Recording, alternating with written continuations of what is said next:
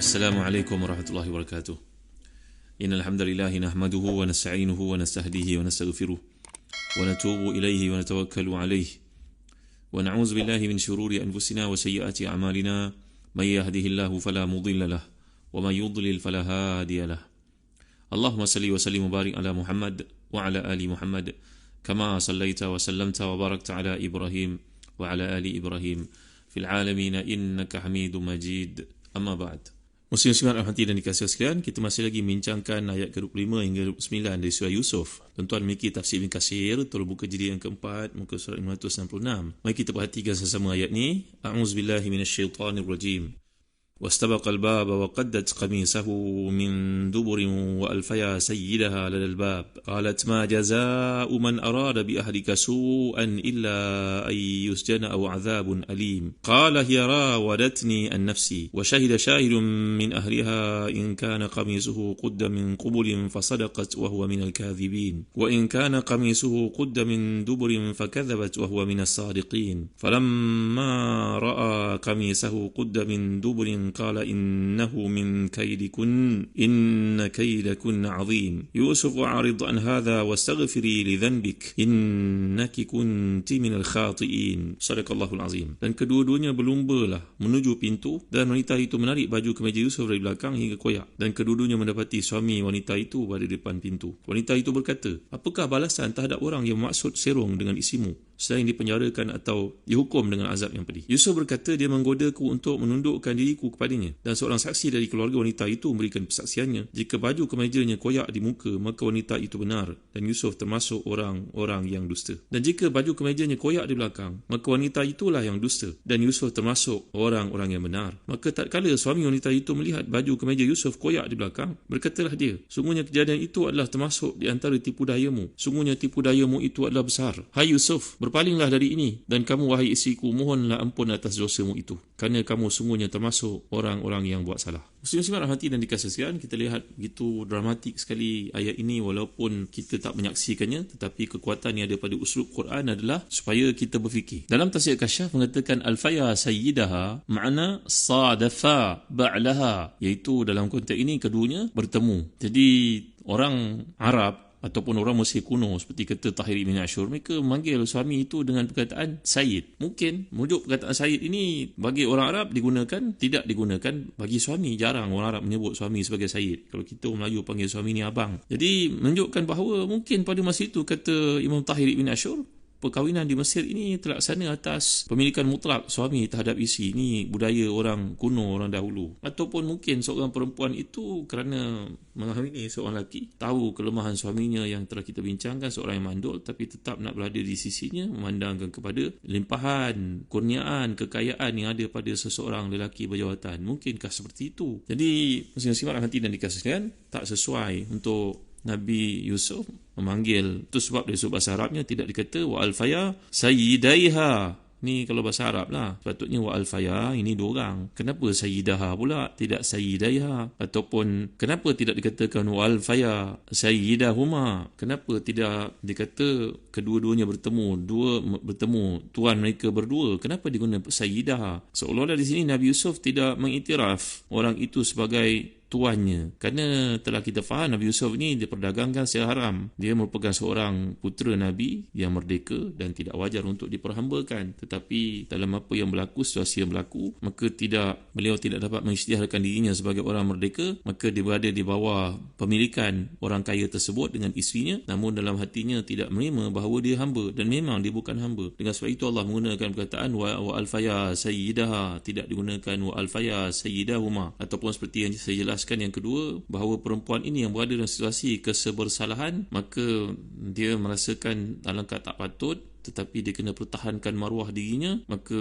dia terpaksa mengadakan cerita-cerita yang tidak betul terhadap fitnah terhadap Nabi Yusuf AS. Jadi ini satu keadaan jelas kepada kita dalam konteks ini, bahawa wanita ini walaupun dia berkahwin mungkin kerana nakkan harta lelaki tersebut dan nak enjoy kehidupan yang serba mewah, lavish, walaupun dia tahu dia tidak akan dikurniakan anak dan tak dapat menikmati kehidupan seperti seorang wanita yang normal kerana suaminya tidak mampu untuk mendatanginya, seperti yang telah kita bincangkan, disebut kebanyakan kitab tafsir, tapi dia seolah-olah meridhakan dirinya kerana kanat malikatan liqiyadati zawjiha al-wazir al-kabir tusarrifuhu kaifa sya'at wa sya'alaha al-hawa. Dia boleh melakukan apa sahaja dalam konteks meminta itu dan ini, dan hidup berlagak dengan kekayaan. Maklumlah kerana suaminya merupakan orang penting, sedangkan si suami pula hilang perasaan gairah.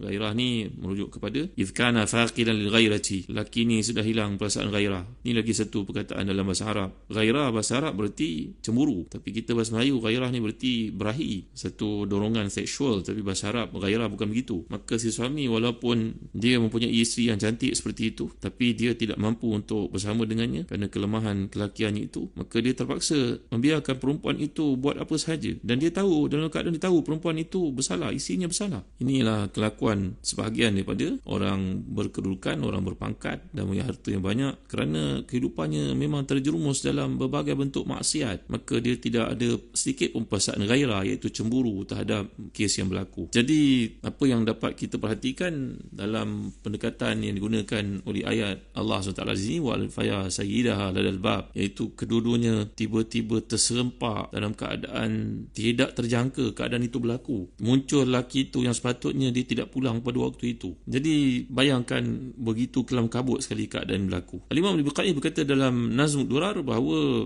digunakan perkataan sayyid yang bentuk tunggal ditujukan kepada isteri orang Mesir, walaupun kata sebelumnya digunakan merujuk kepada dua, iaitu al-faya ni tadi. Kerana kata Imam Biqai, anggapan orang Mesir kuno bahawa mana-mana perempuan yang dikahwini adalah menjadi seolah seperti hamba kepada seseorang lelaki. Dan dalam masa yang sama kata Imam Biqai bahawa Nabi Yusuf bukanlah seorang yang hamba seperti yang telah ditekankan sebelum ni. Kemudian datang kata-kata daripada wanita ini bagi menyelamatkan keadaannya, iaitu beliau berkata, ma jaza'u man arada bi ahlika su'an illa yuzyana aw adzabun alim. Apakah balasan terhadap orang berniat serong kepada isterimu, melainkan dia mesti dipenjarakan ataupun dikenakan azab yang pedih. Dalam tafsir jalan lain ada satu noktah yang menarik untuk dinyatakan di sini, bahawasanya si perempuan ni nanti kita akan lihat ditimpa mabuk cinta kepada Yusuf AS dalam keadaan cintanya tidak dilayan ataupun tidak direspon daripada baginda Yusuf AS, kerana baginda merupakan Nabi yang maksum, mustahil terlintas hatinya untuk melakukan maksiat seperti yang telah kita tekankan sebelum ini. Jadi bila berada dalam situasi tersepit seperti itu pun, wanita yang mencintai Nabi Yusuf sepenuh hati dan telah dilamun mabuk cinta ni tadi, dia sempat lagi dalam cadangannya kepada suami untuk tindakan lanjut, dia berkata dia ni kena penjara. Nampak tak? Dia mendahulukan kata ditahan, dipenjarakan, kemudian barulah disebut aw azabun alim. Jadi kalau ada pilihan, masukkan dia penjara sudahlah, jangan ambil tindakan walaupun saya kata dia bersalah. Kenapa? Kalau masuk penjara masih ada peluang untuk jumpa apa? Masih ada peluang untuk menengok-nengok. Macam cerita Majnun Laila, melihat kepada atap rumah Laila pun dah cukup. Majnun ni maknanya yang gila kan Laila. Juga kita akan lihat bahawa sebenarnya wanita ni telah sampai ke peringkat Majnunah, jadi gila kepada Yusuf sebenarnya. Maka kalau dipenjarakan, tengok penjara pun jadilah seolah begitu. Kalau terpaksa juga ambil hukuman, maka au azabun alim. Maknanya ada takhir kat sini, ada pilihan. Kalau boleh janganlah hukum, penjara je cukuplah, seolahnya begitu. Jadi cintanya kepada Yusuf menjadikan dia mengucapkan ayat itu, menekankan dua perkara. Yang pertama mendahulukan di penjara, kemudian barulah kena seksa, kerana dia tidak kuat untuk melihat kekasih hatinya dihukum. Jadi dia sebenarnya dia tidak tegas yang mana satu nak ambil tindakan, kerana dia pun confused. Dia tahu dia bersalah sebenarnya. Kalau ada peluang untuk kekasihnya dibebaskan, kan kebaik, walaupun dia bersalah. Dia tak mau menampung kesalahan itu. Dia telah pun memindahkan kesalahan itu kepada Yusuf AS dan kemudian minta ambil tindakan, tapi tindakan pun dia confused nak bagi tindakan mana satu. Inilah dapat kita lihat dalam tadabbur ayat ini, bahawa bila digunakan perkataan ayyusjan ini, di sudut bahasa Arab dia mengisyaratkan satu penahanan bentuk sementara, bukan kekal. Kerana kalau kita lihat bila Allah menceritakan tentang arahan Fir'aun untuk dipenjarakan Musa AS, nanti kita ada peluang. Sebenarnya saya pernah tafsirkan surah Syu'ara sebelum ini di Aikim. Kalau kita lihat bentuk laras ayatnya lain. Bila Firaun laknatullah mengatakan kepada Nabi Musa AS, la ja'alannaka minal masjunin, aku akan pasti jadikan kau ni di kalangan yang dipenjarakan. Saya dah tekankan kepada tuan-tuan, fi'il berbeza daripada isim fa'il ataupun isim maf'ul. Kerana bila sebut isim, maka dia merujuk kepada sifat kesebatian, keserasian. Tapi kalau sebut perkataan fi'il, ia mungkin mengandungi makna sementara dan tak konsisten. Maka dalam usul Al-Quran ini, wanita yang telah derhaka kepada suaminya ini meminta supaya dia ambil tindakan kepada Yusuf AS, tapi pada-padalah, kerana jauh di lubuk hati masih ada rasa cinta dan nakkan keselamatan buat Nabi Yusuf AS. Allah malang bagi seseorang suami kalau memiliki suami yang semikian. Di depan pandang baik, pijak semut pun tak mati, tapi di belakang dia ada melakukan perkara-perkara haram terhadap suaminya. Maka itu sebabnya dalam satu doa, saya nak pesan tuan-tuan amalkan doa ini. Dalam zaman fitnah, menyaksikan manusia menukar agamanya begitu mudah. Pagi Islam, petang dia kafir, menjual agamanya dalam bentuk transaction yang murahan. Kan itu Nabi pernah ajar kita satu doa, tuan-tuan. Saya pesan tuan-tuan amalkan doa ini. Anak kita nak berkahwin, doa dengan doa ini. Apakah doa ini? Panjang sikit tuan-tuan ni, tapi tuan-tuan hafal. Allahumma inni a'udzubika min jari su wa min zawjin tushayyibuni qabla al-mashib wa min waladin yakunu alayya rabban wa min malin yakunu alayya azaban wa min khalilin makirin ainuhu tarani wa qalbuhu yar'ani in ra'a hasanatan dafanaha wa idha ra'a sayyi'atan أزاعها اللهم إني أعوذ بك من جار السوء ومن زوج تشيبني قبل المشيب ومن ولد يكون علي ربا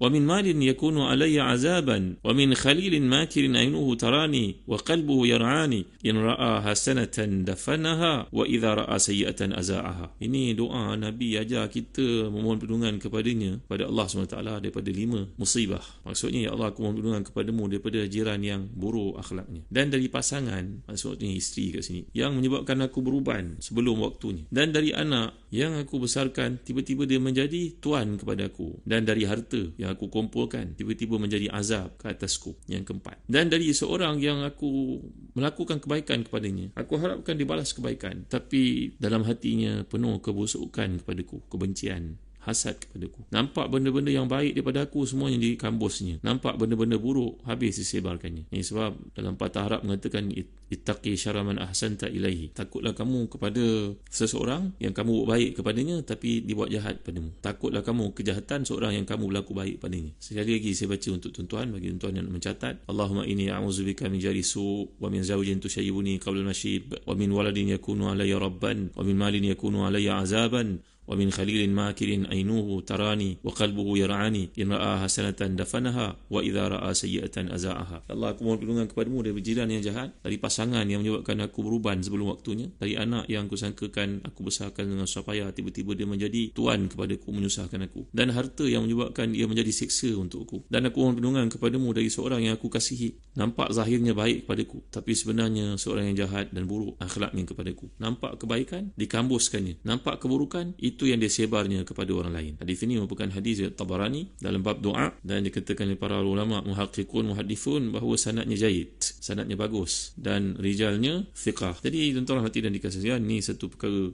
menarik dapat kita lihat sikap yang ada pada perempuan ini, mengambil kesempatan terhadap suaminya, dan suaminya pula begitu tidak mampu untuk menghadapi situasi tersebut, iaitulah dia kekal menyimpan wanita yang khianat kepadanya seperti itu. Alangkah malangnya. Kita mohon kepada Allah SWT supaya dijauhkan dengan fitnah akhir zaman, fitnah seperti yang berlaku di sini. Nanti saya akan terang kepada tuan-tuan mengapa dikatakan perempuan ini dilamun mabuk cinta terhadap Yusuf AS. Kerana Allah menggunakan perkataan kad syaghafaha hubba masyruf. Syiraf ini adalah merujuk kepada satu proses cinta yang menyebabkan lamunan itu sampai dibakar hati. Banyaknya tingkatan cinta dalam istilah bahasa Arab sesuai dengan bahasa dipilih oleh Allah SWT. Nanti kita akan ulas dalam kuliah akan datang, dan saya akan terang kepada tuan-tuan satu peristiwa berlaku pada zaman Nabi SAW, seorang lelaki yang diuji bahawasanya isterinya tidak pernah menolak tangan orang lain. Apakah yang dimaksudkan di situ? InsyaAllah dalam kuliah akan datang. Wallahu a'lam wa sallallahu ala sayyidina Muhammad wa ala alihi wa sahbihi wa baraka wa sallam walhamdulillahi rabbil alamin wa barakallahu fikum. Wassalamu alaikum warahmatullahi wabarakatuh.